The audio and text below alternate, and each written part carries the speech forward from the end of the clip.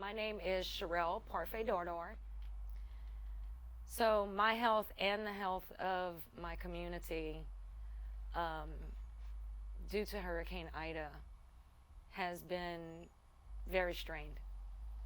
I firmly believe that we are all dealing with a form of PTSD. Um, you know, and we've been facing challenges since before Ida. Um, Zeta had come into the area before that, and people were dealing with recovery from that. Granted, it was minor damages, but still, you have to recover. And then after Ida, the amount of the devastation that we witnessed and experienced was a bit much for any person to have to endure. And those challenges were further exacerbated due to a lack of access to resources, being down in these bayou communities. So we're seeing depression. We are seeing, like I said, PTSD. Lots of struggling with faith, right? And trying to understand the meaning of it all. And everyone's so busy rebuilding that you don't have the time to pray like we normally do. It's not, I don't think we've prayed less. I think we're praying more. I've definitely found myself praying more, but it's no longer just a prayer of being thankful.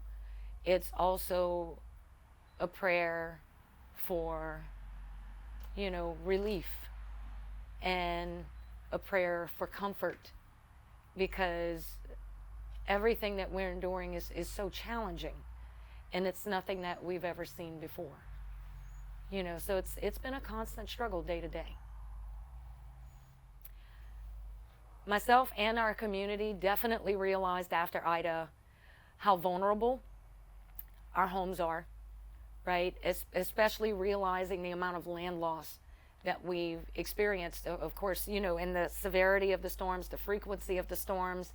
All of those things play a huge role in the amount of damage that a community is going to see when it takes a direct impact. And realizing that and looking at the amount of damage that we received, definitely let us know that we need to build stronger homes that can withstand these storms. So we've really started reaching out to other organizations, other groups, other experts, right, that could help us develop those tools that we needed to be able to rebuild resiliently and be able to adapt to our rapidly changing environment, right? Because one of the things that we hear all the time is, well, why don't you move? Where are we going to go? That's the question. Nowhere is exempt from natural disaster, no matter where you go. It just so happens that our disasters are in the form of hurricanes, right? So rather than abandoning your home and trying to recreate a life somewhere else that is not a part of who you are, not a part of your identity, not a part of your culture, not a part of your subsistence life way, it's best to try to gain the tools that you're lacking and come together as a community to rebuild resiliently, and then take those examples from what you've done, what you've learned and implemented, and share that with other communities that are going to be facing the same challenges. It's a very slow, agonizing process because of the lack of resources that are available for communities like ours that are having to do it pretty much on their own. But it is happening, and it's going to be a very long process, but it's the only way that we can go, and we know that. So that's what we're going to do. The lessons learned after Hurricane Ida for us as a community. Our communities have always been self-sustaining, right? Our community has always relied on each other for support, and especially recovery in times of disasters. We've realized that's even more so now. You know, it's a hard lesson to have to learn that your infrastructure is not able to withstand these types of catastrophic events, right? And so many people were homeless, including myself.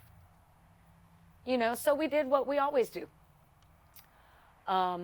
We needed to be where we live so that we could begin the work to rebuild and,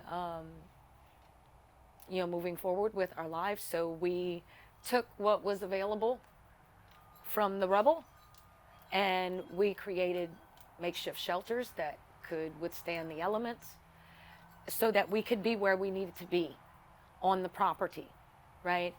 And then we started reaching out to our different networks and teams that we've connected with over the years, like the Lowlander Center, you know, First Peoples Conservation Council, and different universities like Williams College. You know, it's important to remember the relationships that you have, because it's in those relationships that you have really wonderful, good-hearted people that can relate to what you're going through and will reach out to help you. Our community has found that we have had to rely on that a lot more.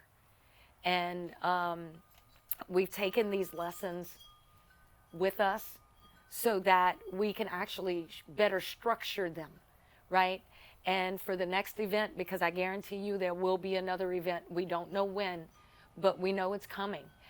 We can be more proactive and better prepared with those resources readily available rather than having to try to gather them in the middle of the disaster.